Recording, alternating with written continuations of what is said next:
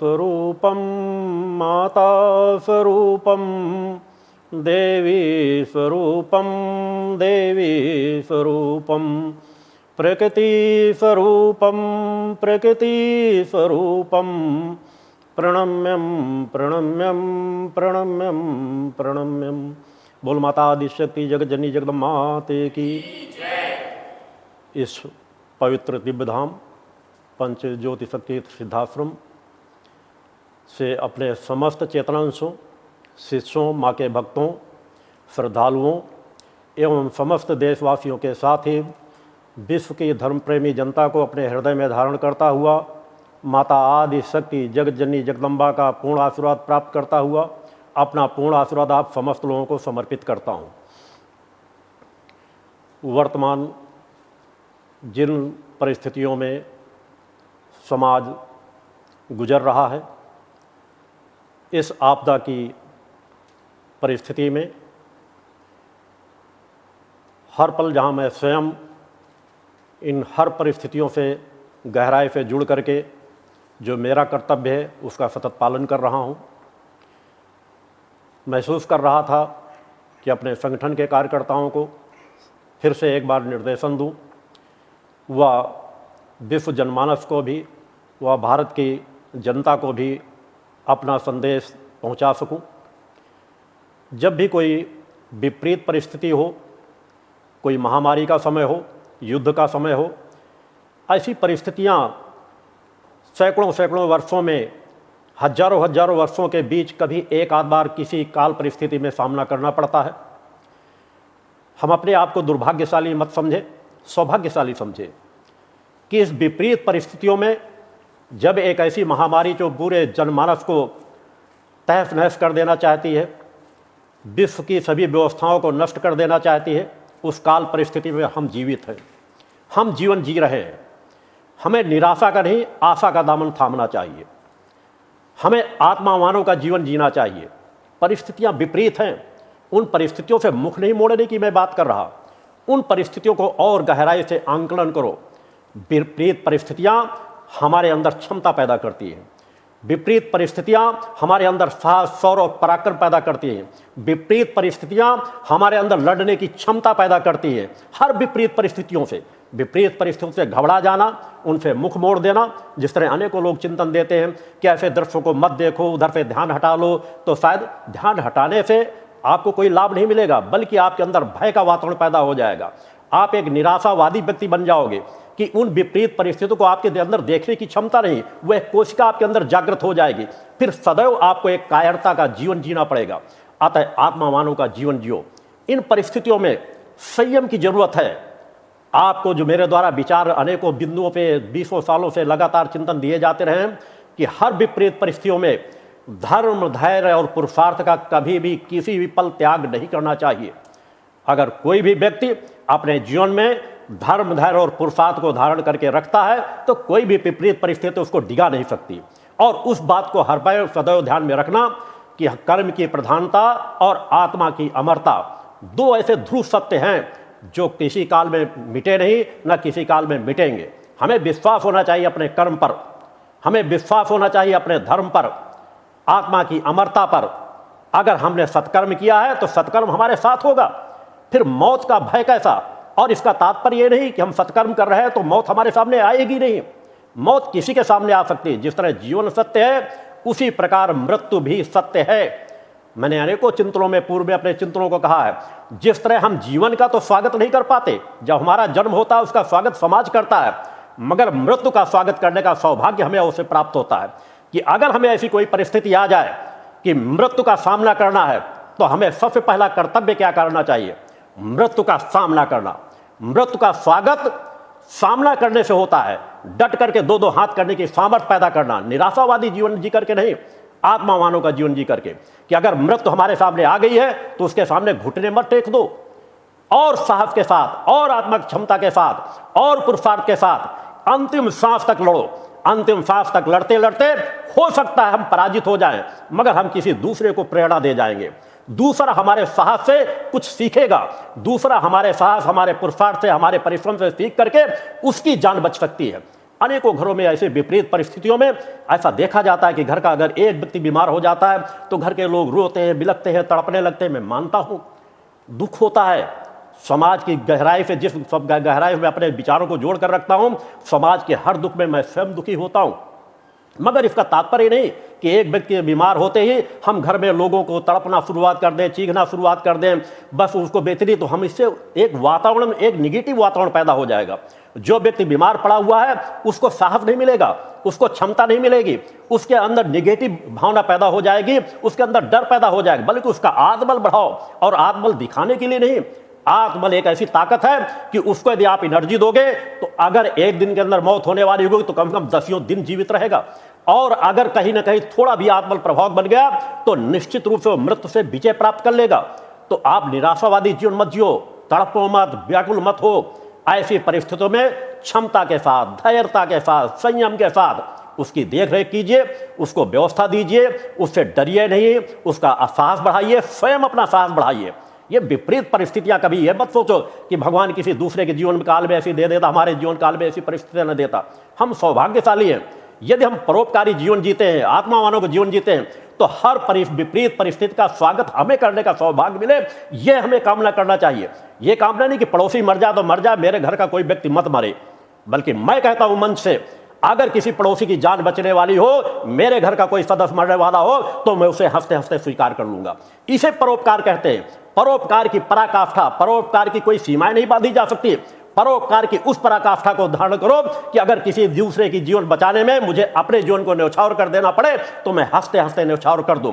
हमें कम से कम उन देशभक्तों से देखना चाहिए, अपने उन सेनानियों से देखना चाहिए, सीमा पर खड़े हुए प्रहरियों से देखना चाहिए, सेना के जवानों से सीखना चाहिए, जो सीमा पर खड़े होकर के किसकी रक्षा के लिए, हमारे देशवासियों की रक्षा के लिए, हमारे रक्षा के लिए, अपनी आपकी रक्षा के लिए अपनी जान हंसते हंसते न्यौछावर कर देते हैं। अगर वे सोच ले कि दूसरा सिपाही मारा जाए तो मारा जाए, मैं अपने आप को बचा लूं, हम अपने आप को बचा लें, ठीक है, देश के कुछ सैनिक मारे जाएंगे, देश की कुछ भूमि चली जाएगी, हमारा कुछ क्या बिगड़ेगा। इस भावना से ऊपर उठो, आत्मावानों का जीवन जियो। कलिकाल कुछ कर गुजरने का समय होता है, कलिकाल चल रहा, विपरीत परिस्थितियां चल रही हैं। इन विपरीत परिस्थितियों में अपनी आत्मा को, अपने साहस को, अपने शौर्य को, अपने पराक्रम को बढ़ा करके रखो। सत्य को जीवित रहने दो, असत्य के शरण में मत चले जाओ। लाभ हानि, जीवन मरण से परे जीवन जियो।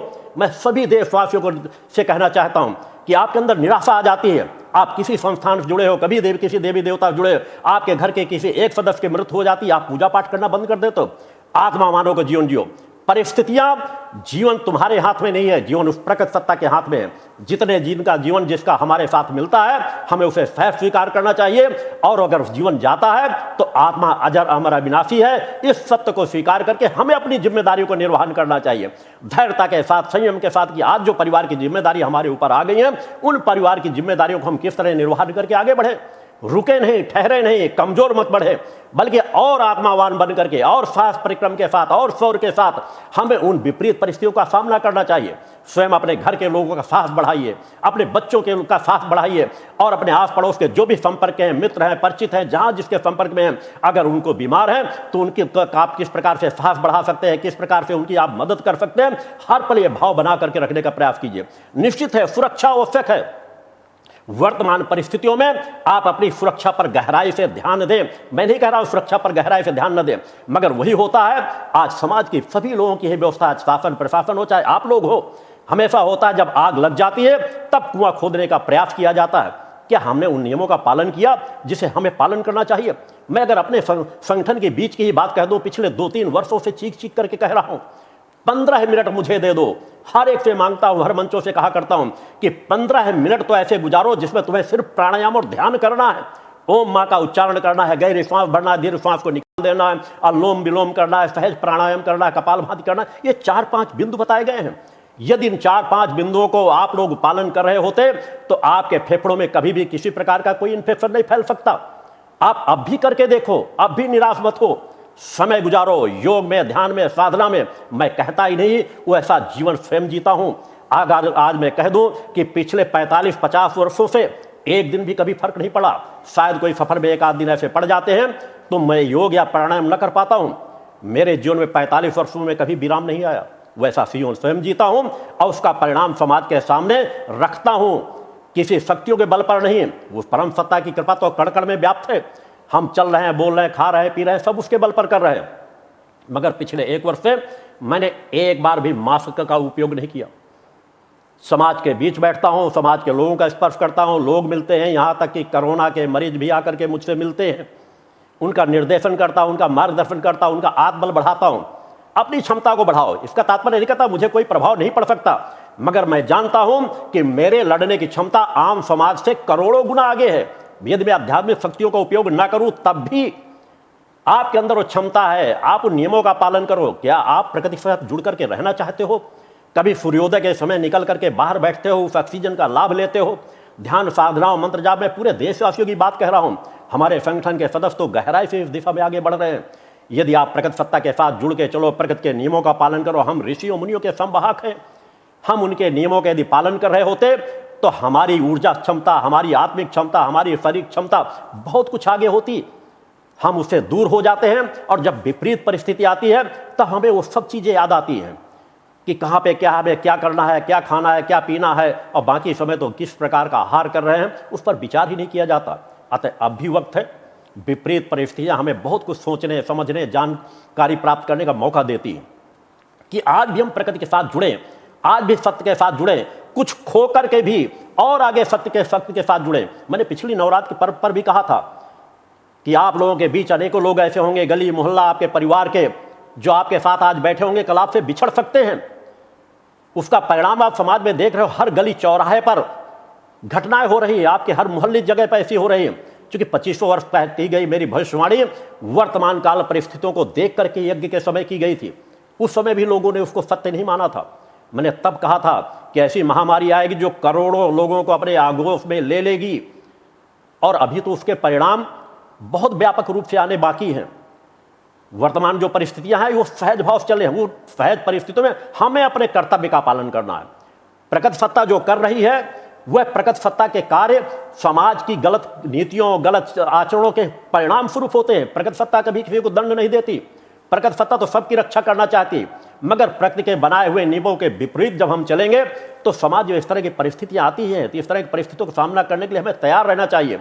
मगर हर विपरीत परिस्थिति में हमें निर्णय लेना है कि हमें असत्य के पलड़े पर खड़े होना है या सत्य के पलड़े पर खड़ा होना है। असत्य के पलड़े पर जाकर हम वर्तमान भी नष्ट करेंगे और अपना भविष्य भी नष्ट करेंगे। ना हम अपने लिए हितकारी होंगे, ना समाज के लिए हितकारी होंगे।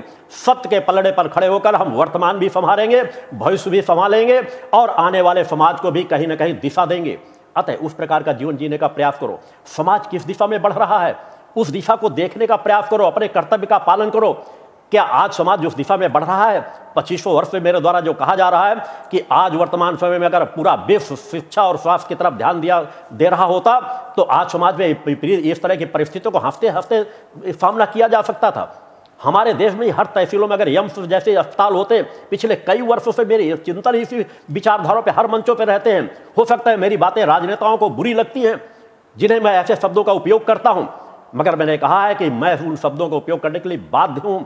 आज अगर वही व्यवस्थाएं शिक्षा और स्वास्थ्य की तरफ भारतवर्ष में की गई होती तो आज की दिशा धारा कुछ दूसरी होती। हर तहसीलों में अगर यम्स जैसे अस्पताल बने हुए होते तो आज किसी को भटकना ना पड़ता, सभी को सेवाएं मिल रही होती।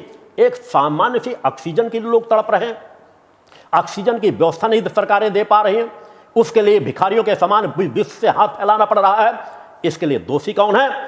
हमारी आजादी के बाद से लेकर के आज तक की हर वह सरकारें जो सत्ता का सुख भोगी है। यदि वह अपने कर्तव्यों का पालन कर रही होती तो सब कुछ हो रहा होता, मगर दोनों हाथों से उन्होंने देश को पूरा लूटा है, देश को बर्बाद किया है। आज किसी तरफ की कुछ भी दिशा हम देखा जाए, मार्केट में देखा जाए 50% ज्यादा मिलावट की दवाएं हैं। उन मिलावट की दवाइयों पर क्या कोई कार्य किया जाता है? किसी सरकारों ने ध्यान दिया? कितने छापे डाले जाते हैं? 2-4 केस पकड़ लिए गए, पर्याप्त हो जाता है। जिस देश में 50% नकली दवाएं मौजूद हों, ऐसी परिस्थितियों में जब इलाज के लिए लोग जाते हैं उनको लगता है शायद हम दवा ले रहे हैं, महंगी महंगी दवाइयां लेकर के उनको भी ब्लैक में दवाइयां लेना पड़ता है, और वो भी नकली दवाइयां। तो मरीजों का क्या हाल होगा आप सहज भाव से देख सकते हो। इन विपरीत परिस्थितियों में सोचने की जरूरत है कि हम किस दिशा में बढ़ रहे हैं। देशवासियों को सोचने की जरूरत है। राजनेता तो कभी सोचते ही नहीं है। राजनेता तो हर मौके को अपने लाभ में बदलने का प्रयास करते हैं, चाहे कोरोना काल हो, चाहे जो कुछ परिस्थितियां हो। आज इन परिस्थितियों में हमें सचेत होने की जरूरत, हमें देखने की जरूरत है कि हम विनाशकारी क्षेत्रों की ओर बढ़ते रहें, कि बड़े बड़े हथियारों की दौड़ में भगते रहें, कि विश्व अगर गलत रास्ते में भग रहा है, हम फिर भी अपने भारतवर्ष को धर्म गुरु बनाना चाहते हैं, तो हमारा कर्तव्य ये नहीं है कि हम उस अंधी दौड़ में दौड़ते चले जाएं। हाँ, रक्षात्मक प्रणाली के लिए जितना आवश्यक हो उतना ही आवश्यक है, उससे ज्यादा के लिए हमें भागने की आवश्यकता नहीं होनी चाहिए। अगर हमें भागना है तो शिक्षा और स्वास्थ्य की ओर, हम मैकाले की शिक्षा पद्धति की ओर बढ़ करके हमने समाज को दिया ही क्या है। आज समाज इसी के परिणाम का भागीदार समाज हो रहा है। नास्तिकता, नकारात्मक भावना, नशे के आदी होना, माता पिता का सम्मान न करना, आज एक गृहस्थ परिवार में, बड़े व्यापक परिवार में एक दूसरे के प्रति प्रेम स्नेह न होना, आज इन्हीं परिस्थितियों का अनेकों परिवार बड़े दर्दनाक स्थितियों से गुजर रहे हैं। किसी के घर में एक एक दो दो सदस्य, उनको देख रेख करने वाला कोई नहीं है। उनके बच्चे अगर लगते हैं वो मर जाएंगे तो उनके बच्चों को कौन सहारा देगा। जबकि अगर संयुक्त परिवार में होता है, परिवार मिलजुल कर रहता है, तो अगर एक व्यक्ति सामने ऐसी परिस्थिति भी आ जाती है तो हंसते हंसते मौत को स्वीकार कर लेता है कि मैं चला जाऊंगा, मेरे बच्चों को देखने वाले अनेकों लोग हैं। मगर आप तो अपने परिवार को जो ध्यान ही नहीं देते, समाज की ओर क्या ध्यान देंगे। अतः अब भी सचेत होने की जरूरत है। हम संयुक्त परिवार को भी समझने का प्रयास करें, प्रकृति के साथ जुड़ करके चलने का प्रयास करें, सात्विक भोजन, सात्विक आहार की ओर बढ़ें। सरकारें आपको ये नहीं दे पाएंगी। सरकारें तो मैंने कहा उनका दिमाग घुटनों पे आ चुका है। आज वर्तमान आज़ादी के बाद जितनी सत्ताधारी राजनेता रहे, अगर उनमें कुछ अच्छे राजनेताओं को मैं छोड़ दूं तो अधिकतर राजनेताओं को राष्ट्रद्रोही ही कहा जा सकता है। उन्होंने समाज को दिया ही क्या है। अनीति, अन्याय, अधर्म की ओर बढ़ाते चले गए। शराब की दुकानें खोल खोल कर, नशे की दुकानें खोल खोल करके, एकदम किस प्रकार के उन शब्दों को मैं उपयोग नहीं करना चाहता। कोरोना काल में भी अगर ये लग जाता है, जिस तरह देखा गया कि लॉकडाउन लगने वाला है, राशन की दुकानी की ओर लोग नहीं भगे हैं, दवाइयों की दुकानी की ओर लोग नहीं भगे कि हमारे घर के बच्चों को, महिलाओं को किस चीज़ की आवश्यकता होगी। लोग शराब की दुकानों की ओर लाइनें लग गई, बड़ी लंबी लंबी लाइनें लग गई, शराब बेची जाती रही। सरकार इसमें कोई ध्यान नहीं देती है।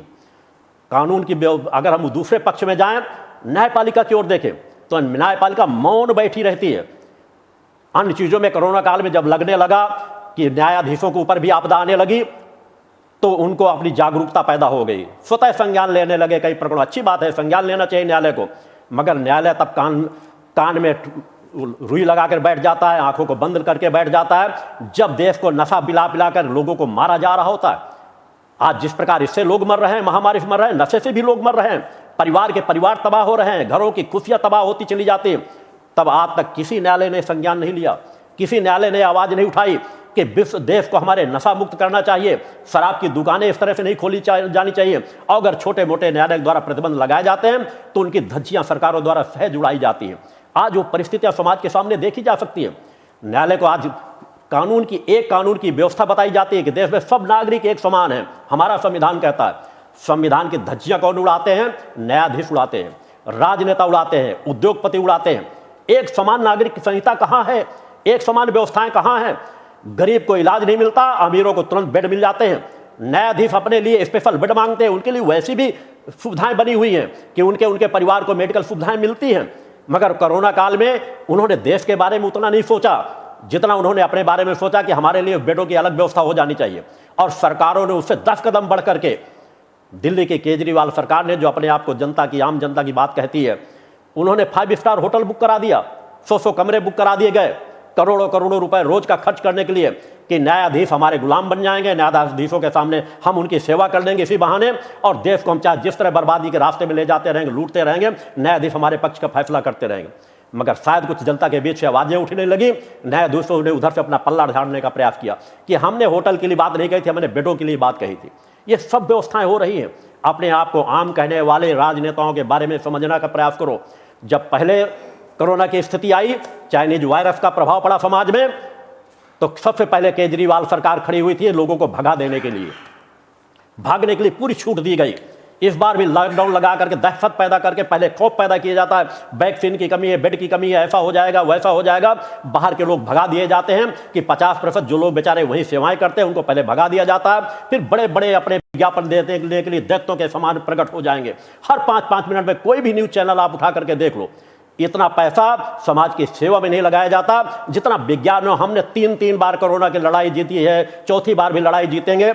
तब न्यायाधीश सोते रहते हैं, आंखें बंद करके, पता नहीं कौन सी उनको सेवाएं सरकारों से लेना है। और कुछ तो ऐसे न्यायाधीश है जो कहने में कोई आपत्ति नहीं है, अपनी सेवाओं के बाद कोई किसी समिति का अध्यक्ष बनता है, कोई राज्यसभा की सदस्यता प्राप्त कर लेता है। सब पूरा नेटवर्क चल रहा है धर्मियों, अन्यायों को, राजनेताओं का, सत्ताधीशों का, सबका। इन अधर्मीय अन्यायों का जब तक नेटवर्क चलता रहेगा, समाज में जागरूकता नहीं आएगी, समाज को लूटा जाता रहेगा, ठगा जाता रहेगा, समाज को बेवकूफ बनाया जाता रहेगा। समाज को जागने की आवश्यकता है। बहुत बड़ा फर्क है। एक गरीब को एक बेड नहीं मिलता, एक ऑक्सीजन नहीं मिलती, और आज भी किसी नेता के लिए कुछ हो जाए, हर जगह उनके लिए बेड खाली है, रिजर्व बेड पड़े हुए हैं, सब व्यवस्थाएं। आम व्यक्ति के लिए एक पंखे की भी व्यवस्था नहीं है। अस्पतालों से लोग खौफ खाने लगे हैं, अस्पतालों में लोग जाना नहीं चाहते। क्यों नहीं जाना चाहते? क्योंकि वहां कोई व्यवस्थाएं नहीं है। आज जिन बड़े बड़े डॉक्टरों के लिए हम सोचते हैं शायद वो देवदूत होंगे, मुझे कहने में आज कोई आपत्ति नहीं है। 25% डॉक्टरों की बात यदि मैं छोड़ दूं, उन्हें देवदूत क्या जितना कह दो उतना कम है, मगर 75% डॉक्टर आज भी लुटेरे बनकर के कार्य कर रहे हैं। मरीजों के पास देखने नहीं जाना चाहते। केवल मीडिया में अधिकतर बड़े डॉक्टरों के देखो, अधिकांश वो मीडिया में छाए नजर आएंगे। कभी नहीं ऐसा। अगर इस तरह के विपरीत परिस्थितियों में धैर्य से सोचो, समझ करके देखो, जब हर क्षण लोग मृत्यु की ओर बढ़ रहे हों, करोड़ों करोड़ों लोग उसके आगोश में आ चुके हों, डॉक्टरों को तो एक पल का भी समय नहीं होना चाहिए मीडिया के सामने बैठने का। हर चरणों में घंटे घंटे, 2-2 घंटे बड़े बड़े डॉक्टर समय दे रहे हैं, मरीजों के बीच समय नहीं देने जाना चाहते। ये परिस्थितियां देख सकते हैं, क्योंकि वही नीतियां समाज में चली हैं, उसी तरह के लोगों को बढ़ावा दिया गया है। हाँ, डॉक्टर लगे हुए हैं, जूनियर डॉक्टर लगे हुए हैं, जूनियर डॉक्टर बेचारे वहां दिन रात कार्य कर रहे हैं, उनको आगे लगा रहे हैं डॉक्टर, जिन्हें जूनियर डॉक्टर कहा जाता है, अस्पतालों में सेवाएं कर रही हैं, नर्सें सेवाएं दे रही हैं, मगर उनको कहीं भी हाईलाइट नहीं किया जाता। उनके बारे में कभी कोई बातें ऐसी नहीं बताई जाती। लोग डरते हैं इसलिए कि अस्पतालों में एक बार अंदर एडमिट कर देते हैं और वहां पर दवाइयां नाम की ना के बराबर चीजें दी जाती हैं। कुछ खास लोगों को जहां दबा हुआ वहां देख लिया गया, किसी मरीज ने अगर थोड़ी डॉक्टर से ऊंची आवाज में बात कर दिया, 2-4 तमाचे उसको जड़े जाते हैं, उसकी ऑक्सीजन निकाल करके दूसरे को दे दी जाती है। इस तरह की घटनाएं देश के कोने कोने से बराबर आ रही हैं। संगठन देश के कोने कोने पर तक मौजूद है, उसे सूचनाएं आ रही, मीडिया के माध्यम से सूचनाएं आ रही। अनेकों जगहों पर देखते हो डॉक्टरों का अभद्र व्यवहार क्या होता है। तो जिस देश में 75% डॉक्टर अगर अनीति या न्याय धर्म के रास्ते में चल रहे हो, उस देश के लोगों को सेवाएं वो क्या दे पाएंगे? इस पर भी गहराई से शासन के पे बैठे हुए सत्ताधीशों को भी ध्यान देने की जरूरत है। सबसे ज्यादा आम समाज को जागने की जरूरत है। यदि आम समाज जागे तो बहुत कुछ बदल सकता है। ये सत्ताधीश कभी भी कुछ नहीं बदल सकेंगे। गहराई से इस आपातकाल में सभी बिंदुओं पर विचार करने की जरूरत है।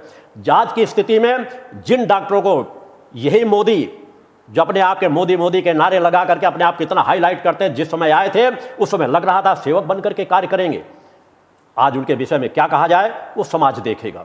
मगर जिन डॉक्टरों के लिए उन्हें छोला छाप डॉक्टर कह रहे थे कि झोला छाप डॉक्टर हैं, उनके खिलाफ कार्रवाई करने की बात कहते थे, उनको बंद कर देने की बात कहते थे, अनेकों जगहों पर उनको उठा करके बंद कर दिया जाता है। आज अगर मैं कह दूं कि कोरोना काल में सबसे बड़े देवदूत वही हैं, जो आज जगह जगह पर कोई उनको आवश्यकता नहीं है कि उनके पास पीपी किट पहने हुए हैं, क्या पहने कि नहीं पहने।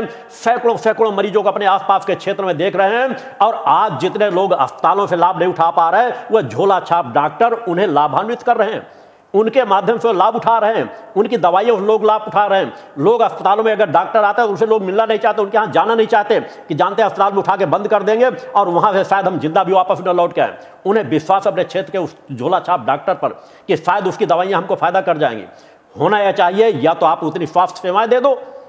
आज झोला छाप डॉक्टरों की डॉक्टरी क्यों चल रही है? इसलिए आप लोगों ने वो व्यवस्थाएं नहीं दी। अगर हर गांव हर गली में आप ऐसे डॉक्टरों की व्यवस्था दे दो, फिर आप उसमें अंकुश लगाओ, कोई आपत्ति नहीं। अगर नहीं कर पाते हो, आप लोगों की क्षमता ये नहीं है, आपके अंदर नपुंसकता है, तो आपको ऐसे डॉक्टरों को और प्रशिक्षण देना चाहिए, ऐसे डॉक्टरों को खुली छूट देनी चाहिए कि वो कम से कम दवा इलाज कर सके। उनका प्रशिक्षण कर दो तो शायद आज समाज में बहुत बड़ा परिवर्तन आ सकता है। आज वर्तमान परिस्थितियों में हमें सजग रहने की जरूरत है, डरने की जरूरत नहीं, भय खाने की जरूरत नहीं। मेरे द्वारा तो अनेकों मंचों से पिछले 1 वर्षों से आवाज उठाई जा रही है कि मास्क उतना आवश्यक हमेशा नहीं है। मैं नहीं कहता मास्क मत पहनो, अस्पताल में जा रहे हो, भीड़ की जगह में जा रहे हो, आप किसी बीमार से मिले तो आप मास्क का लगा लो, मगर अधिकांश जगह जितना समय आप मास्क से अपने आप को मुक्त रखोगे, खुले वातावरण में रहोगे, तो आपकी शारीरिक क्षमता, रक्षात्मक क्षमता ज्यादा प्रबल होगी। पूरे आंकड़े अगर देखे जाएं, मेरे द्वारा तो पिछले 1 वर्ष से आवाज उठाई जाती कि इस पे और शोध करने की जरूरत है कि मरने वालों की संख्या किनकी ज्यादा है। जो मास्क नहीं पहनते वो ज्यादा कोरोना से ग्रसित हो रहे हैं, कि ज्यादा जो मास्क पहनते हैं वो कोरोना के ग्रसित हो रहे हैं। आप पाएंगे कि 75% उनकी संख्या होगी जो हर पल मास्क कसे रहते हैं। 25% वो होंगे जो मास्क बिल्कुल नहीं लगाना चाहते, डर बस थोड़ी बहुत देर के लिए लगा लेते हैं, क्योंकि उनकी ऑक्सीजन लेने की क्षमता वर्तमान में प्रबल बनी हुई है। और जो लगातार जिसके आदि नहीं, मास्क लगा लगा करके बांधे रहेंगे, वो अच्छे से सांस नहीं ले पाते और धमनियों पर इसका प्रभाव पड़ता है, रक्त जाम होने लगता है, मस्तिष्क पर प्रेशर पड़ेगा, फेफड़ों पर प्रेशर पड़ता है। और जब मास्क आप अधिकतर लगाए रहोगे, उसके बाद आप यदि कोरोना से ग्रसित हो गए तो 50% क्षमता तो आपकी पहले ही छीड़ हो चुकी होती। अब 50% क्षमता से लेकर ऐसी महामारी का आप सामना करोगे तो बचने की संभावना बहुत कम है। इसलिए मेरे द्वारा भले इसका विरोध माना जाए, मगर यह सत्य कहने में मुझे कोई आपत्ति नहीं, जो इसको स्वीकार कर सके। आप जहां आवश्यक हो, सरकार के विरुद्ध में जाने की बात नहीं करता, सरकार के नियमों का पालन करो। जहां जाते नहीं 1000-2000 आपके ऊपर जुर्माना लगाएंगे। भीड़ में जाते हो, बाहर निकलते हो, आप मास्क लगा लो। अस्पताल में जाते हो, मास्क लगा लो। किसी कोरोना मरीज की सेवा करने के लिए जाते हो, आप मास्क लगा लो। खाली समय अपने घर में, आप मेरे द्वारा कहा जाता खुले वातावरण बैठो, छतों में बैठो, मास्क खोल करके बैठो। सुबह टाइम का, सूर्योदय के समय के वातावरण की ऑक्सीजन का लाभ लो। सायंकाल सूर्यास्त के समय के आसपास की ऑक्सीजन का लाभ लो। अधिक अधिक खुले वातावरण में रह करके मास्क अधिक अधिक खोल करके रखो। छोटे छोटे बच्चों को मास्क मत कसो, नहीं जिंदगी भर के लिए अपाहिज बन जाएंगे, मानसिक तौर पर कमजोर हो जाएंगे, शारीरिक तौर पर कमजोर हो जाएंगे, एक बीमारी से लड़ते लड़ते 100 बीमारियों के शिकार हो जाएंगे। तो मास्क कितना आवश्यक, इस पर विचार करने की जरूरत है। अब तो समझाने लगा है सरकारों द्वारा भी, डॉक्टरों द्वारा भी कि एक नहीं 2-2 मास्क लगा करके रखो। मास्क समस्या का समाधान नहीं है। अपनी क्षमताओं को बढ़ाओ, योग करो, प्राणायाम करो, सत्य पथ पर चलो, सात्विक भोजन करो, सात्विक आहार करो, आपकी क्षमता बढ़ेगी। जितना आवश्यक हो उतना मास्क का उपयोग करो। निरर्थक चीज़ों का उपयोग इतना मत करो कि जिसके आपकी शारीरिक क्षमता कहीं ना कहीं आपकी कमजोर हो जाए। आज जो भी परिस्थितियों में गहराई से विचार करने की जरूरत है कि आज की परिस्थितियों में क्या सरकारें अपना पूरी तरह से निर्वहन कर रही हैं? दूर दूर तक नहीं, कोसों दूर भी सरकारें अपनी जिम्मेदारी का निर्वहन नहीं कर रही। ना तो ऑक्सीजन दे पा रही हैं, ना तो दवाइयाँ दे पा रहे हैं, ना बेड दे पा रहे हैं। और सबसे बड़ी उनकी धूर्तता अगर कही जाए कि आज शवों के साथ भी जो अत्याचार किया जा रहा है, उन शवों को भी वो सम्मान नहीं मिल रहा। और आज हर प्रदेश की सरकारें, हर डीएम जो बैठा हुआ है, अगर मैं कह दूं 90%, 2-4 जगह की अगर मैं बात छोड़ दूं, 100% झूठ बोलता है आंकड़ों के मामले में। अगर किसी जिले में 100 मौतें होती हैं तो शायद गलती से 8 या 10 मौतों की स्वीकार करते हैं। आंकड़े गलत दिए जाते हैं। शमशान भूमि में जाके देखो, 10-10, 12-12 घंटे नंबर नहीं आ पाता। एक एक एम्बुलेंस में 25-25 लाशें लाद करके भेजी जाती हैं और गिनती कितनी गिनी जाती? एक एम्बुलेंस में 1 लाश भेजी गई। किस तरह एक ऊपर एक लाद लाद करके लाशें भेजी जा रहे हैं? यह अन्याय, अत्याचार किया जा रहा है। क्या सरकारें इतनी व्यवस्थाएं नहीं कर सकती? नेताओं के लिए आवश्यकता पड़ जाए, सब कुछ करने के लिए तैयार बैठे हैं, उनके लिए सभी व्यवस्थाएं करने के तैयार हैं। 1 मिनट में न्यायाधीशों की थोड़ी सी चर्चाएं हुई, बैठी हुई, तुरंत 5 स्टार होटल बुक कर दिया गया। मगर आम लोगों के लिए केवल डर, भय पैदा किया जाएगा और बाद में बड़े बड़े विज्ञापन दिए जाएंगे। हर प्रदेश सरकारें हम ये कर रहे हैं, हम वो कर रहे हैं, सब जगह की स्थिति। तो आज जो भी विपरीत परिस्थिति चल रही है उसको गहराई से आंकलन करो कि समाज किस दिशा में जा रहा है। ये स्वयं, मगर मैंने कहा कि उसके लिए लड़ने की अपने अंदर क्षमता पैदा करो। मैंने कहता विद्रोह समाज में पैदा कर दो, विद्रोही भाव अपने अंदर रखो, रचनात्मक कार्य करो। विचार करने की जरूरत है कि हर 5 वर्षों बाद हमें मौका मिलता है ऐसे अधर्मी और अन्यायियों को सबक सिखाने का। क्या हम उन्हें सबक सिखाते हैं, बल्कि हम उनके चाटुकारी बन जाते हैं। आज एक 3-4 प्रदेशों में चुनाव मात्र हुए, चुनाव आयोग ने 1000 करोड़ रुपए पैसा जब्त किया नंबर 2 का। कहीं दिया गया कि वो किस पार्टियों का पैसा था, कहां का उनके खिलाफ कोई कार्रवाई की गई, किसी एक पार्टी की सदस्यता समाप्त की गई? कहीं कुछ भी नहीं। यह तो वह है जो 1-2% या 5% पैसा पकड़ा जाता है। कितना अनीत अन्याय अधर्म समाज में चल रहा है। हर पार्टियां अपने आप को ईमानदार कहती हैं, बीजेपी हो, कांग्रेस हो या प्रदेश के स्तर पर बैठी हुई सरकारें आधा धुंध भ्रष्टाचार में डूबी हुई हैं। कोई ईमानदारी का रास्ता नहीं तय करी। सभी सांप्रदायिक पार्टियां हैं, जितनी पार्टियां हैं सांप्रदायिकता समाज में पैदा करती हैं, भ्रष्टाचार पैदा करती हैं, राष्ट्रवाद के नारे लगा करके राष्ट्र का दोहन कर रही हैं। राष्ट्रभक्ति के नारे लगा करके लोगों को अंदर राष्ट्रभक्ति जगा करके राष्ट्रभक्ति का सिर्फ और सिर्फ सौदा कर रहे होते हैं। आपको सजग होने की जरूरत है, जागने की जरूरत है। सही ईमानदार लोगों को आगे बढ़ाने का प्रयास करो। जागो, कहीं ना कहीं से तो जागना पड़ेगा। तुम्हारे बाबा दादा ने, तुम्हारे पूर्वजों ने जो गलती की, उसके परिणाम के आज आप भागीदार हो रहे हो। आजादी के बाद ये सही आवाज उठाई गई होती, अधर्मी अन्यायी लोगों को सत्ता न मिली होती, ऐसे लोग प्रधानमंत्री न बने होते, कांग्रेस का शासनकाल ना आया होता, नेहरू जैसे लोग प्रधानमंत्री न बने होते, सरदार पटेल जैसे लोग प्रधानमंत्री बने होते, तो शायद आज हर प्रदेश में के हर तहसीलों में यम्स जैसे अस्पताल होते, शिक्षा अच्छी स्थिति पर चल रही होती, हम मैकाले के गुलाम ना होते, मैकाले की पद्धति के गुलाम ना होते। आज हम एक बस आज जिस तरह की स्थिति, जिस वृक्षारोपण के ले लें, किसी ले लें, स्वच्छता के नाम पे ले लें, हमने समाज को क्या दिया, हमने परिस्थितियों को क्या दिया, हमने प्रकृति को क्या दिया है। आज सभी नदी नाले गंदे गटर बन चुके हैं। आज हमने हजारों जीवों की जो हत्या की है, प्रकृति के अच्छा जीव पक्षी कहां जाकर पानी पीते हैं। आज से हम 25 साल 50 साल पहले उठा करके देख लें तो लोग, हमारे पूर्वज, बड़े बड़े राजा महाराजा भी नदियों में स्नान करने का वृतांत लिखा हुआ है। नदी का पानी पीते थे, नदियों में जाकर स्नान करते थे, सूर्य को अर्घ देते थे। आज उन नदियों का पानी हाथ धुलने लायक नहीं है, जानवरों में पानी नहीं पीते हैं। हम सब जगह हमने गंदगी गंदगी ही फैलाया है। वृक्षारोपण के नाम पर बड़े बड़े केवल आडंबर रचे जाते हैं। कहां वृक्षारोपण हो रहा है? 1 करोड़ वृक्ष हमने लगा दिया, कोई कुछ कह रहा है, कोई कुछ कह रहा है, और बाद में देखा जाए तो कहीं पर कुछ भी नहीं हो रहा है। सरकारें सब जगह झूठ बोलना, फरेब करना, छल करना, लोगों के साथ बस बड़े बड़े नारे लगा देना, भ्रष्टाचार करके लोगों को खरीदने का प्रयास करना चुनाव के समय, यही सब पूरे देश में हो रहा है। आज संसाधनों की कमियां हैं, हम उसको देख सकते हैं। अभी आपने कुछ समय भी देखा होगा, 2 दिन पहले की घटना है, त्रिपुरा में अगरतला में एक डीएम के कार्य प्रणाली को आपने देखा होगा, जो पूरी तरह से एक आतंकवादी, अधर्मी, अन्याय जैसे कोई एक दैत्य प्रकट हो गया हो। एक शांत से चल रही शादी जैसा कार्यक्रम जब भी इस कोरोना काल में भी और सहयोगी बनना चाहिए। हाँ, अगर वहां कोई बहुत बड़ा नाच गाने का कोई चल रहा होता तो उसमें रोक लगाई जा सकती थी। बड़े मर्यादित तरीके से, शांत के तरीके से सभी लोग मास्क लगा करके शांत से एक शादी समारोह चल रहा था। एक दैत्य के तरह प्रकट हो गए जाकर के डीएम महाशय, और वहां पर जाकर जो भी अत्याचार उन्होंने, अन्याय किया, लोगों के साथ मारपीट करना, यहां तक कि दूल्हा दुल्हन के साथ मारपीट करना, महिलाओं के साथ अभद्रता का व्यवहार करना, गाली गलौज करना, वहां पर पूजा करने वाले पंडित के साथ मारपीट करना। स्वयं सोचा जा सकता, अगर कोई व्यक्ति अपना वहां का अगर दिखा भी रहा, हमने परमिशन ले रखा, तो उस परमिशन को उसी के सामने फाड़ देना। ये सब चीज मीडिया में आई है, ये सब चीज जो आप लोगों ने देखा है। समाज में इसी तरह के अधिकारी भरे पड़े हैं, हजारों हजारों की तादाद में। क्या ऐसे लोगों को सरेआम जूतों की माला नहीं पहनाई जानी चाहिए? क्या ऐसे लोगों को तुरंत बर्खास्त नहीं कर देना चाहिए? मगर सरकारें कुछ नहीं करेंगी, थोड़ी समय के लिए उन्हें सस्पेंड करेंगी और 6 महीने बाद फिर बहाल कर देंगी, क्योंकि सबका एक बड़ा नेटवर्क है।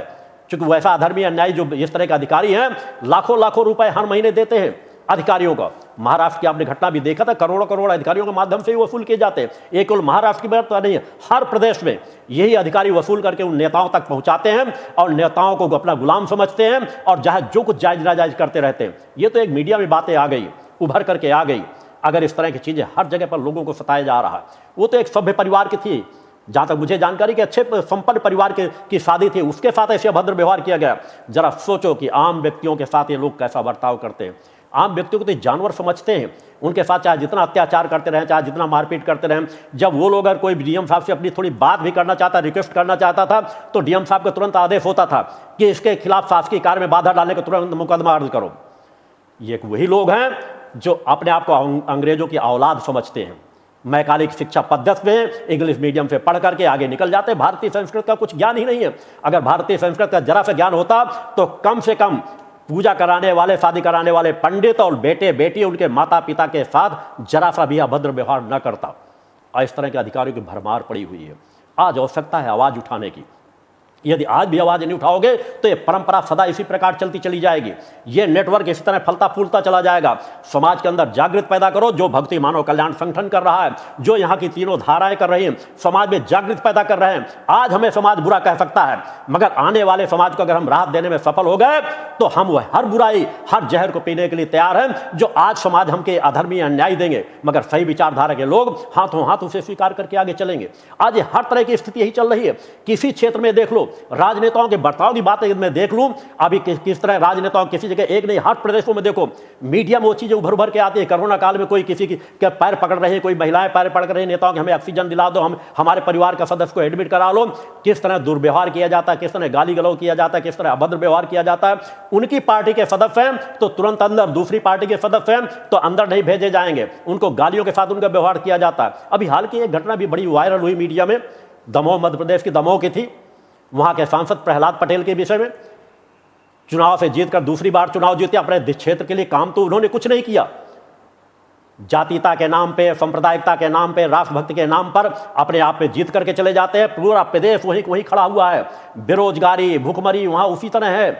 कोई भी कार्य नहीं किया गया, ना कोई अस्पतालों की तरफ ध्यान दिया गया पर्यटक क्षेत्र में, ना वो पर्यटक क्षेत्र का वहां पर विकास किया गया। मगर कोरोना काल में किनको सहयोग करना है, किनको नहीं सहयोग करना है। वहाँ पर अगर एक व्यक्ति अपनी माँ के मरने की स्थिति में अगर कोई ऑक्सीजन मांग रहा था, बात कह रहा था, तो उसको 2 तमाचे मारने की बात की गई, अभद्रता की बात कही गई कि 2 तमाचे लगेंगे। सोचा जा सकता है कि ऐसे लोग जो मीडिया के सामने खड़े होकर के ऐसे सांसद ऐसे बयान दे सकते हैं, ऐसे कितने बड़े अधर्मी अन्यायी मानसिकता के लोग होंगे। इनसे समाज को जगाने की जरूरत है। इस तरह के राजनेताओं को सम्मान करने की जरूरत नहीं है। जो आम व्यक्ति को विपरीत परिस्थितियों में उसे सहारा देना चाहिए, उसे ढांढस बताना चाहिए कि ठीक मैं आ गया हूं, मैं आपको ऑक्सीजन दिला दूंगा, आप परेशान मत हो।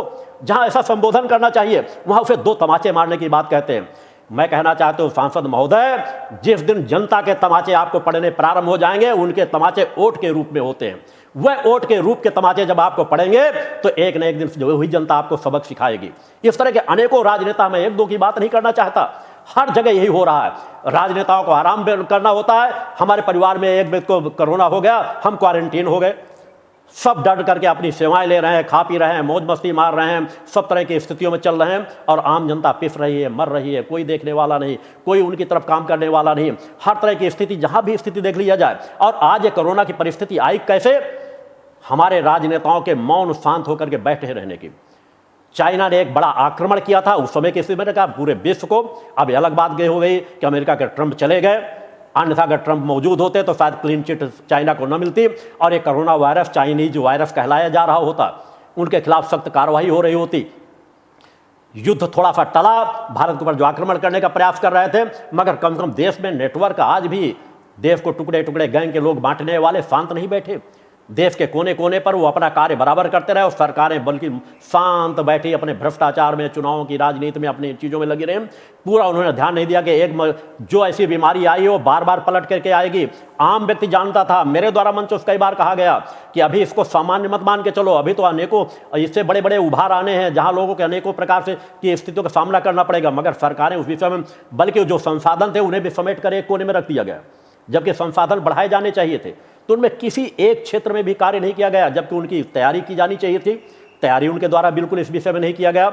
और अगर कोरोना फैलाने के कुल मूल में कारण बता दूं, अगर मैं अपने हिसाब से आंकलन करके जो देखता हूं, तो सबसे बड़ा पहला कारण रहा राजनेताओं के वो चुनावी रैलियां जो नजरअंदाज किए, समाज में फैलाया गया। तो है बड़ी बड़ी रैलियां चलाई जाती रही, लाखों लाख लोग भीड़ इकट्ठी होती रही। हर प्रदेशों में चुनाव आयोग भी शांत बैठा रहा। क्या हम ऐसा नहीं कर सकते थे कि 6 महीने चुनाव को टाल सकते थे, साल भर चुनाव को टाल सकते थे? जब हमारे संविधान में विधान है कि अगर कोई विपरीत परिस्थिति आ जाती तो वहां राष्ट्रपति शासन लगाया जा सकता था। राष्ट्रपति शासन लगाकर हम साल 6 महीने टाल सकते थे उन चुनावों को। बड़ी बड़ी रैलियां बंगाल में देख लें, कहीं पर देख लें, नरेंद्र मोदी जैसे जो बार बार कहते हैं मास्क, 2 गज की दूरी, अब वही जब वहां जाकर तो झुक झुक करके इस तरह पब्लिक को देखना चाहते हैं, दिखाना चाहते हैं जैसे करोड़ों लोगों की महफिल सामने बैठी हुई हो। और खुद स्वयं कहना कि इतनी बड़ी पब्लिक की उपस्थिति मैंने पिछली किसी रैलियों में नहीं देखा। मगर कभी उन्होंने इसकी बात के में नहीं कहा कि भाई आप लोग इतनी भीड़ में मत उपस्थित हो, एक दूसरे को धक्का हो कि जहां सांस लेने तक की जगह न हो। तो चुनाव सबसे बड़ा कारण रहा।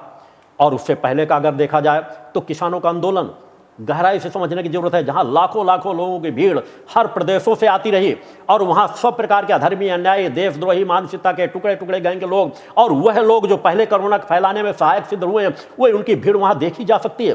तो लगातार जो किसान आंदोलन चलता रहा, सरकारें मौन बैठी रही, लाल किले पर हमला हुआ, यह दाग नरेंद्र मोदी के साथ सदैव लगा रहेगा, बीजेपी सरकार के साथ सदैव लगा रहेगा कि उस समय जब बीजेपी सरकार सत्ता में थी तब लाल किले में इतना बड़ा हमला किया गया था कि वहां राष्ट्रध्वज को अपमानित कर करके दूसरे ध्वज टांग दिए गए थे। इससे नरेंद्र मोदी कभी नहीं बच पाएंगे, बीजेपी सरकार कभी नहीं बच पाएगी।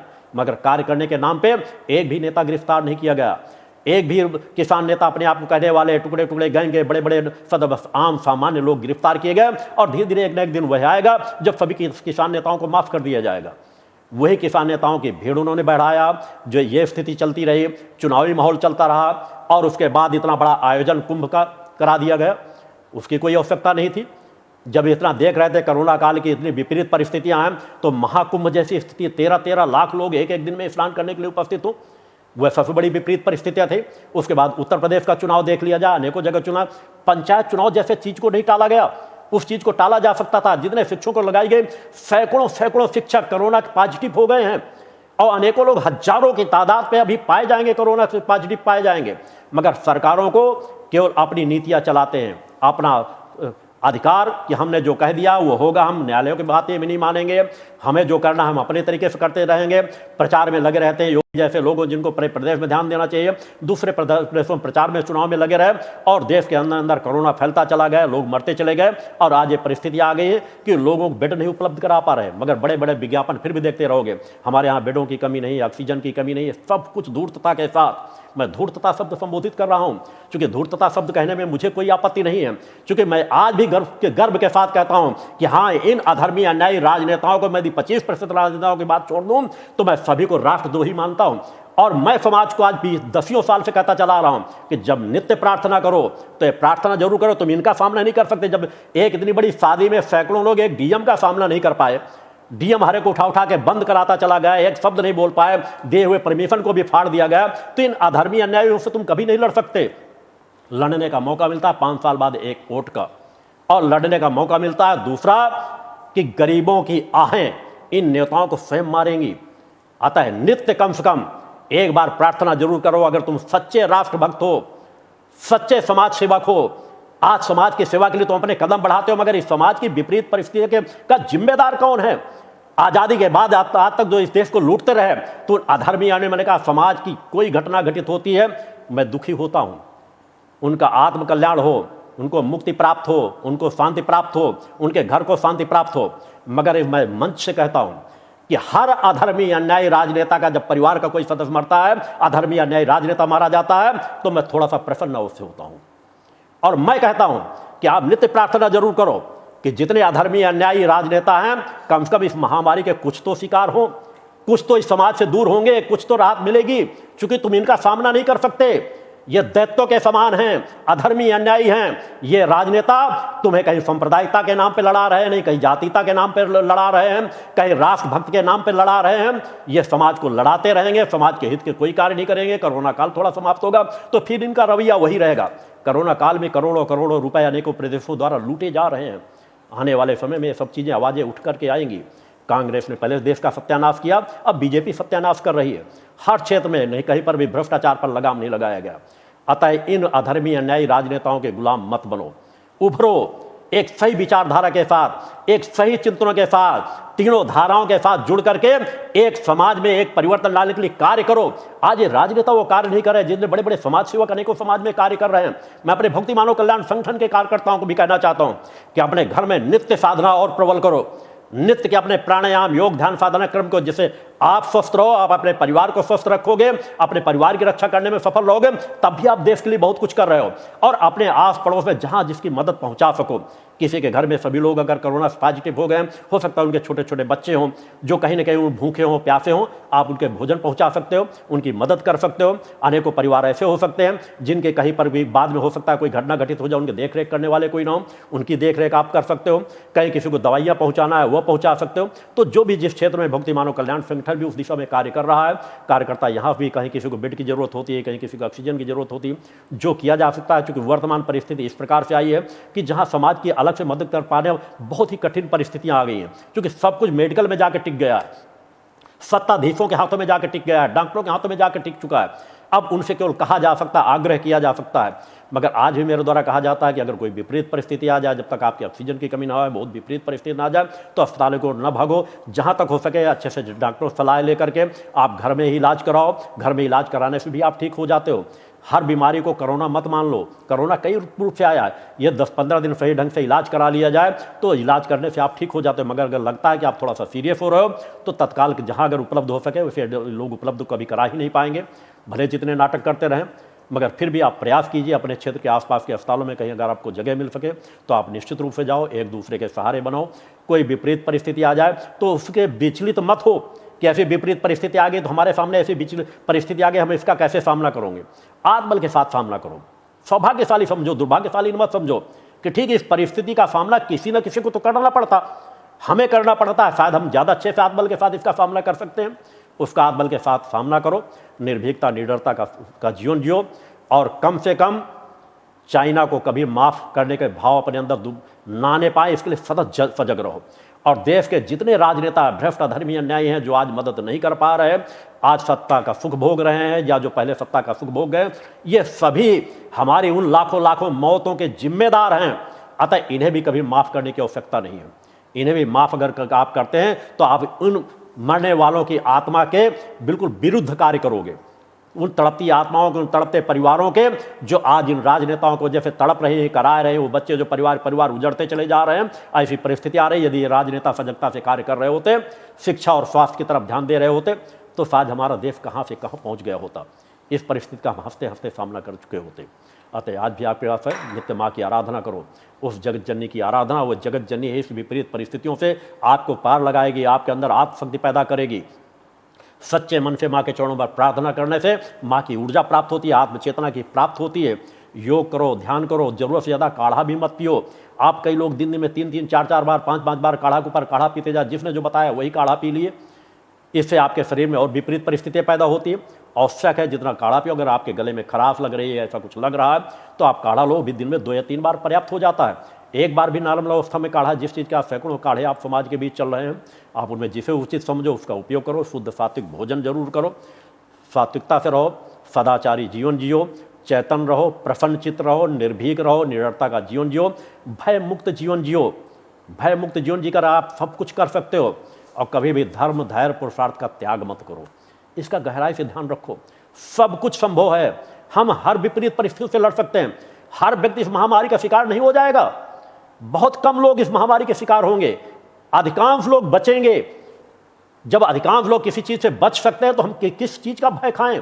हमें भय नहीं लेना, प्रयास करना, हमें अपना कर्तव्य कि कोई परिस्थिति आ गई, इससे हम किस प्रकार से लड़ सकते हैं, किस प्रकार से हम इसका सामना कर सकते हैं, तो शायद हम बहुत अच्छे से इस महामारी से भी पार निकल करके चले जाएंगे। सरकारें जो भी निर्देश देती हैं उनका पालन करना हमारा कर्तव्य है, मगर सरकारों के प्रति आक्रोश हमारे अंदर हमेशा जीवित बना रहना चाहिए और हर चुनाव के समय वो निकल करके सामने आना चाहिए। वह आपका प्रयास होना चाहिए। समाज में जागरूकता तभी फैलेगी, तब इस तरह के जो त्रिपुरा में डीएम ने अधर्म का कार्य किया गया, तो इस तरह के अधर्म के कार्य नहीं होंगे। राजनेता जो आज थप्पड़ मारने की बात कहते हैं, ये थप्पड़ मारने की कभी बात नहीं कह पाएंगे। आज जिस तरह की परिस्थितियों में लोगों के, नेताओं के सामने पैर पकड़ पकड़ करके ऑक्सीजन मांगना पड़ रहा है, इसकी आवश्यकता नहीं पड़ेगी। अतः सजग हो, उस परम सत्ता का हर पल स्मरण चिंतन करते हुए अपने कर्तव्य का पालन करो, नित्य योग करो, नित्य ध्यान करो, उस माता आदि सज्जनी जगदम्बा का स्मरण करो। यहाँ का माँ का अखंड गुणगान जन कल्याण के लिए चल रहा है। मगर जो परिस्थितियाँ मैंने कहा 25 साल पहले मेरे द्वारा कही गई थी, वो आएंगी ही। कुछ परिस्थितियाँ हैं जिनका सामना हमें करना पड़ेगा। लाखों लाख लोग अपनी आत्मशक्ति के बल पर, देवी देवताओं की कृपा के बल पर बचेंगे, मगर कुछ ऐसी स्थितियाँ हैं जो निर्धारित है, वह सुनिश्चित है। अतः जीवन न हमारे हाथ में रहता है, न मृत्यु हमारे हाथ में रहती है। वह दोनों परम सत्ता के हाथ में सौंप दे। जितना शेष हमें जीवन मिलता है, वह जीवन हमारे हाथ में है। उसका हम सदुपयोग करते हैं या दुरुपयोग करते हैं। एक एक सांस हमारे हाथ में है कि अगर एक सांस हमें मिली हुई है तो इस एक सांस का हमें उपयोग कैसे करना है, तो उस दिशा में चलने का प्रयास करो। मैं समस्त देशवासियों सहित विश्व जनमानस को अपना पूर्ण आशीर्वाद प्रदान करता हूं और भक्ति मानव कल्याण संगठन से अपेक्षा करता हूं, स्वयं को रक्षित रखते हुए समाज की रक्षा में अपने जो कुछ कर सकते हो उस पर अपनी सामर्थ्य को लगाने का प्रयास करो। जहां जरूरत पड़े यहाँ से निर्देशन भी केंद्रीय कार्यालय से प्राप्त कर सकते हो।